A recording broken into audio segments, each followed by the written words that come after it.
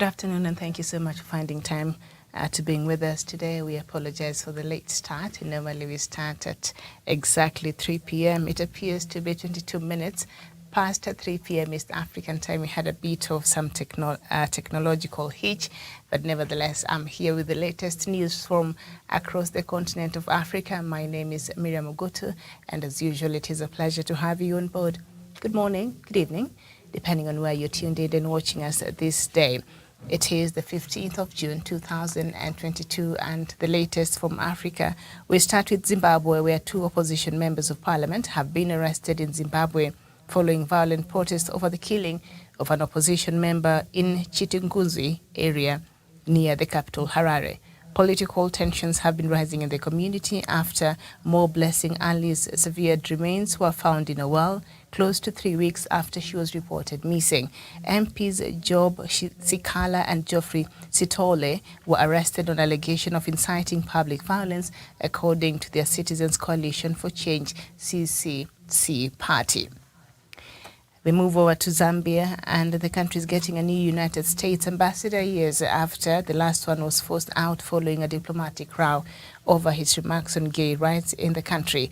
The newly appointed Ambassador Michael Gonzalez is expected to arrive in the country next month following his confirmation by the U.S. Congress. In 2019, the U.S. recalled its then Ambassador Daniel Foote after he said that he was horrified that a judge had sentenced a gay couple to 15 years in prison.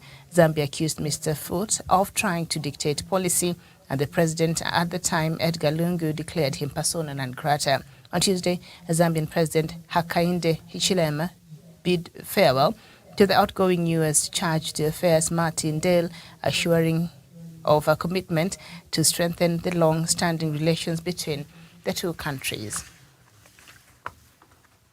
And the latest from Ethiopia is the Tigrayan forces, who have been at war with the Ethiopian government more than 18 months, say now they are ready to send a high-level delegation to talks mediated by the Kenyan government.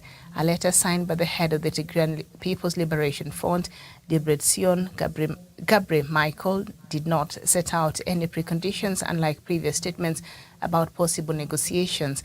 Earlier on Tuesday, Ethiopian Prime Minister Abiy Ahmed said his government favored the idea of peace talks to end the war. The two statements have raised hopes that the conflict that has forced more than 2 million people from their homes can be brought to an end through dialogue. And then the latest is that the World Health Organization says it is working with experts to come up with a new name for monkeypox.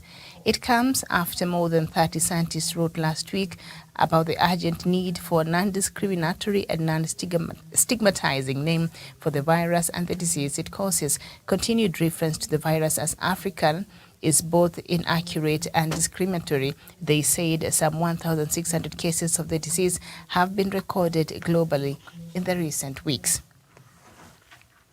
And then we head over to Rwanda.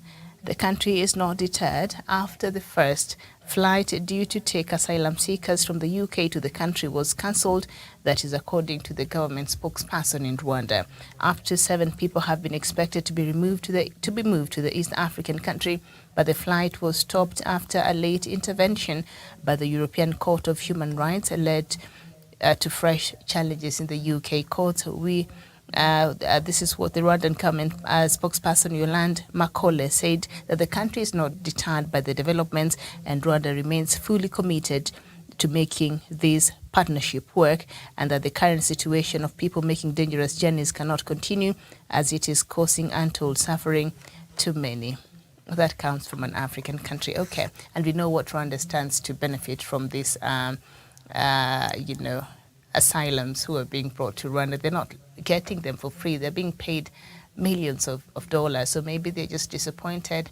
That statement there by the government's spokesperson in Rwanda, I think is just completely out of taste. But we'll get into that conversation. Let me just finish up with some of this news. And we go to South Africa, where Ryanair has dropped a controversial test in the Afrikaans language aimed at identifying passengers traveling on fake South African passports. Boss Michael O'Leary said imposing the test doesn't make any sense. The policy caused outrage in South Africa, where many black people associate Africans with the days of white minority rule. South Africa has 11 official languages, and Ryanair never explained why it chose Afrikaans. The budget airline runs flights across Europe. The quiz contains questions such as what is South Africa's international national dialing code, what its capital city, and who is the current president of the country. Anyone who failed was refused to travel and refunded the cost of their ticket. Ryanair originally defended the test, saying it received a fine for every passenger found to have traveled on a fake passport. In a statement sent to the BBC last week, the airline said it had to carry out the extra test because of the substantially increased cases of fraudulent South African passport being used to enter the UK. But the imposition of the quiz was widely condemned. More than a week after the controversy blew up, Mr. O'Leary has said the airline has changed its policy. Interesting. And French troops were on Monday heading back a military base in northeastern Mali ahead of a final withdrawal from the Sahel nation, France's army said, after 9 years of fighting a jihadist insurgency. The UN emissary were warned that the French withdrawal could leave Meneka, where they were based, vulnerable to jihadist attacks. The departure from the base was conducted in good order, safely and in transparent fashion, said French Army spokesperson General Pascal Lani in Paris. It comes ahead of the last withdrawal from Mali at the end of the summer, when France's main military base at Gao will be returned to the Malian forces, ending the Barkhane military operation, he added. But El Ghassim Ouane, the UN Secretary General's special representative in Mali, warned that the pull-out could spell trouble for Meneka. He said he had visited the town recently and people there did not rule out an attack on Meneka town, where 5,000 people forced to flee the violence had taken shelter. And we head over to Senegal, and the court in Senegal on Monday sentenced a fugitive rebel leader and 2 other men to life in prison for murder and armed insurrection over a massacre that claimed 14 lives. Cesar Atote Badiate, head of the Movement of Democratic Forces of Casamance, a rebel group fighting for autonomy in the southern Senegalese region, was sentenced in absence for the killings. Omar Ampoy Bodiam, another member of the group, and a journalist, René Capain Bassani, received the same sentence, and their lawyer, Sire Cledo Lai, told AFP the court in the main city in Kasame handed down 6-month suspended sentences to 2 other defendants and acquitted 11 others. The cases arose out of an incident on January 6, 2018, when 14 men were rounded up and executed as they went to cut wood in a protected forest near Ziguinchor. Casamance rebel fighters used the forest as a base, and the Senegalese authorities accused them of financing their activities by trafficking the wood as well as cannabis. We head over to Nigeria, and groups including the Christian Association of Nigeria and the Catholic Society of Nigeria have warned political parties against fielding a Muslim-to-Muslim ticket in the 2023 presidential election. They gave the warning as President Muhammadu Buhari, All Progressive Congress governors, and the party's presidential candidate Asiwaju Bola Tinubu on Tuesday intensified moves to pick Tinubu's running mate ahead of Friday's deadline by the Independent National Electoral Commission. Groups campaigning for Tinubu told the Punch, that is a local media outlet in Nigeria, that what mattered was a responsive and responsible government, not religion. Since the emergence of Tinubu, a Southern Muslim, there has been controversy over his running mate for the 2023 presidential election, with the Christian Association of Nigeria insisting that a Muslim-to-Muslim ticket was a recipe for crisis. But the Kaduna State Governor Nasir El-Rufai, in an interview with Channels Television on Sunday, said competence, not religion, should be considered when picking a running mate.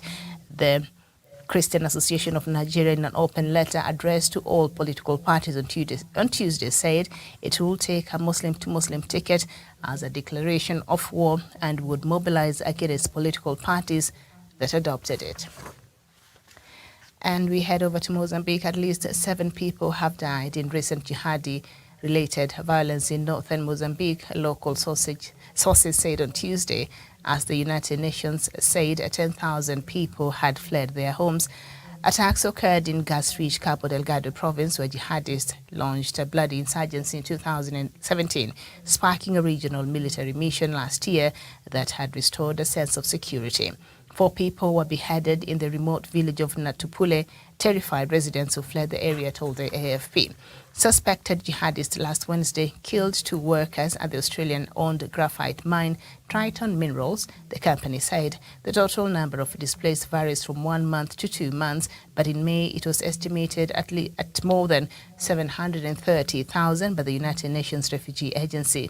The United States on Tuesday announced aid worth $29.5 million for Mozambique through the United Nations World Food Programme, as diplomat Victoria Nuland visited the country. And then we conclude our bulletin from Egypt. Egypt, Israel, and the European Union have signed a provisional deal for the export of natural gas. At an energy conference in Cairo, the Memorandum of Understanding is aimed at lessening the EU's reliance on gas from Russia. The Israeli gas is expected to be sent to the liquefaction plants in Egypt and then shipped north to markets in Europe. The Israeli Energy Ministry says it will allow significant exports of Israeli gas to Europe for the first time. And that is the latest news from across the country, across the continent of Africa. It's interesting to see how the relationship between Israel is morphing with other, Muslim countries like Egypt. Israel has not been in very good books as far as its relationship with some of these countries is concerned, and that is because of the continued war that we see between protracted war between it and Palestinian. And so a lot of this country, in solidarity with Palestine, have had to sever, others partially, others completely, their ties with Israel. But in the recent past, there has been a renewal of wanting to mend some of these relationships. I don't know if it has to do with that Israel has now a new prime minister or what. It could be. But there has been a renewed sense of wanting to rebuild some of these ties with these Muslim countries. So Egypt and Israel now seems to be working. Majority of these countries used to get from Russia, and now because of what is happening, they had to look elsewhere. So countries that are rich in these natural resources now stand to benefit, and a few of them are from the continent of Africa. Now, there's something I want us to talk about, and that is the issue with Nigeria. Now, when it comes to politics and religion, there are days and times where you could separate these things. But now religion has really become really part and parcel on conversations when you look at some of the things and how we advance, especially politics in a country. I think religion must be considered in all its totality, maybe not completely, but it has to be a factor. So there has been a debate that has been ongoing in Nigeria, because we know that the ruling party right now, that of President Buhari, the All Progressive Congress, APC, has settled on choosing Tinubu, who is a Muslim from the south, and there's a possibility he might choose a deputy president, his running mate, also a Muslim. So the Christian Association of Nigeria, together with the Catholic Society of Nigeria, are saying, no, we can't have it like that. We can't have a Muslim as the president and then his deputy to be also a Muslim. You have to factor in the many Christians we have in this country. I think Islam and Christianity are the leading religions in in Nigeria. And so they're saying, no, you can't do that. And should you go ahead and do this and have a ticket of a Muslim and a Muslim, then you will essentially be declaring war. And what we shall do as Christian bodies, we will mobilize against political parties that have adopted this. I think when the politics of a country comes down to that, then people must be very careful. You know, in different countries and different democracies, they all have their dynamics. There are factors that people have to consider when choosing, or when, you know, especially when it comes to the national leadership. I've talked about here how the governance structures of, say, Somalia works, the 4-5 formula. We have 4 dominant clans. It's based on clans. Somalis, they speak the same language. They're the same people. And then we have the 5 clans that are not dominant. But even in that, the president cannot be from one clan and choose a prime minister from the same clan. They have to factor in other clans, even when they're appointing and you know, some positions. They have to factor in, because clanism is a very important factor as far as the fabric of the society of Somalia is concerned, because everybody wants to feel included. So in the situation of Nigeria, I would understand why these groups, the Christian Association of Nigeria and the Catholic Society of Nigeria, are coming to say, no, we can't have that. At least we must have a different voice there represented. If the president is going to be from the Muslim community, at least the deputy president has to be a Christian or another religion. I don't know if we have another popular religion in Nigeria, but I know Islam and Christianity, and then you have to break down Christianity in different other denominations, but Islam and Christianity are the majority there. So it would make sense if we have that balance. But if it goes the way I think it's going, and these people are raising, these church leaders are raising these questions, and now these statements that they are making, these church leaders, I think is worry. And perhaps it's tantamount to incitement, because we know, especially in Nigeria, the church leaders wield some enormous amount of influence over their congregants. So whatever they say, and then you have to piggyback back that on the history of Nigeria and the current situation that the country finds itself, and the attacks that keep happening with these people that are considered coming from the north, which is a majority Muslim countries. And sometimes it has been there has been claims that even in certain areas, Christians are under attack. But we've seen the manner in which even Boko Haram attack, it's indiscriminate. They don't pick on Christians, or they just attack. They went to that school, what do you call it, that girls' school, Chibok. I think majority of them were Muslims, and they were captured. And so when groups like Boko Haram attack, it is indiscriminate. And so we can't really, so the issue of religion is neither here nor there when it comes to these attacks. But we've seen how that has played out when it comes to the conflict between the farmers and the herders. The herders are from the north, and the farmers are from this other side.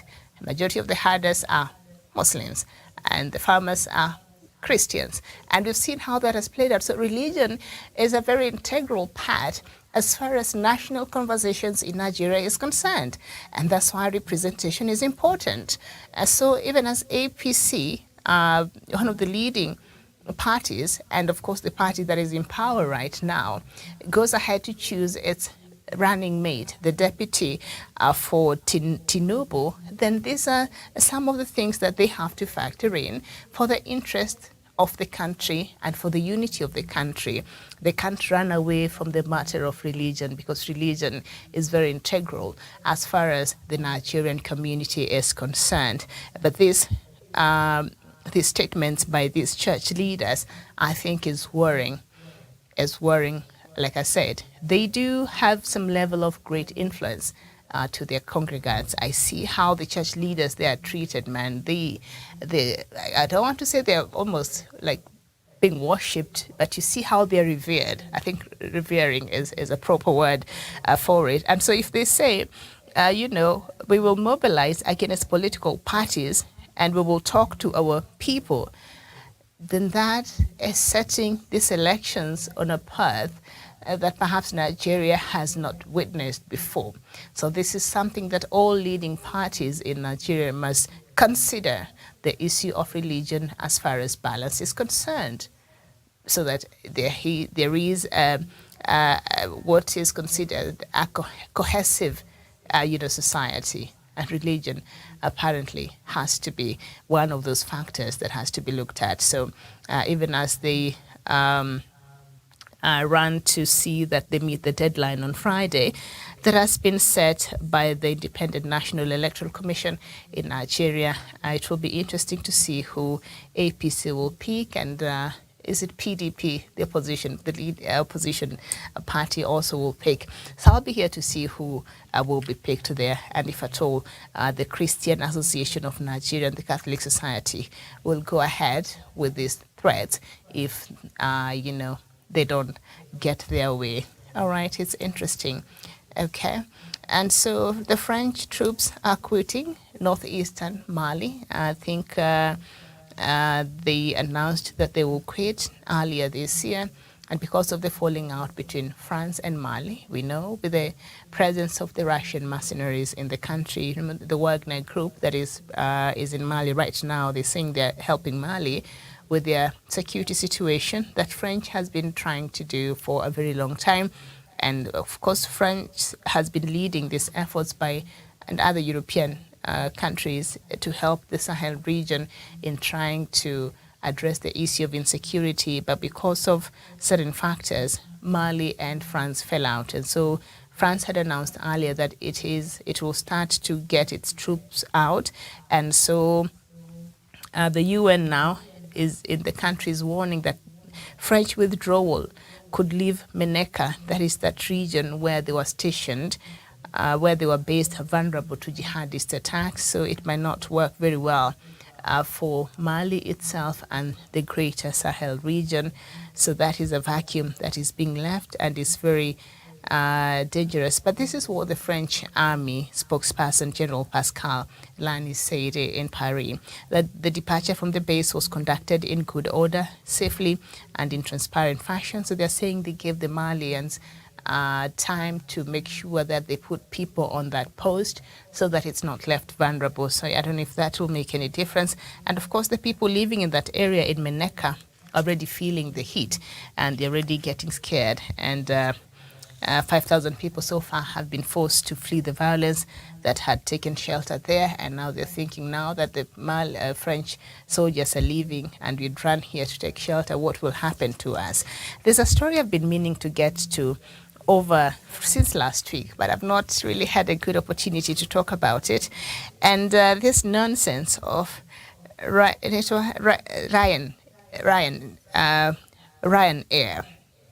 So this airline from what is it? I think from Europe. All right.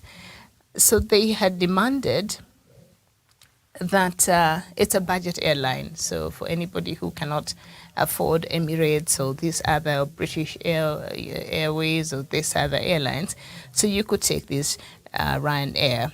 And it was demanding that anybody coming from South Africa has to take a language test. And this language test was only in Afrikaans. And we know the history in Afrikaans and why this makes it so controversial. It's because during apartheid, a white minority rule, Afrikaans was made mandatory and an official language of education alongside English, prompting nationwide protests by black South Africans. So that was already a problem even before South Africa got its independence. And so for this airline to even make this as a demand, I don't know if it's just, it was in poor taste and in very poor judgment. And it appears the owners of this airline, they really must not know the history of South Africa. And also the Afrikaans, it is no longer obligatory but it is an option in schools. It's no longer taught. Remember, South Africa has 11 official languages, okay?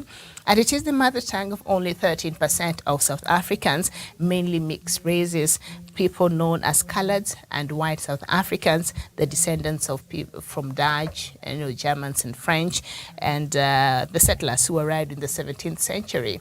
So to force these black South Africans that they must learn something that from people they feel already they have not even gotten over the oppression that they went through, and now you're forcing them. If you have to get onto a plane, then you have, because they're looking at it like the language of our oppressors, and now you have to learn it by force and at least be able to answer about 12 questions in Afrikaans.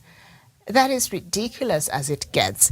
And also, of course, more people are able to understand, but they're not able to speak this language because English is the official language, most commonly used officially in business, according to South Africa in 2011. So for this airline to have demanded that people to take this quiz in Afrikaans from South Africa for them to get on this plane, I think is just the height of the things that we see in this continent keep happening, and the kind of oppression that still continue to happen and is still continue to be meted to some Africans by foreigners in our countries, which is ridiculous. And the reason why South African government did not ban this airline until it withdrew this requirement, I don't understand.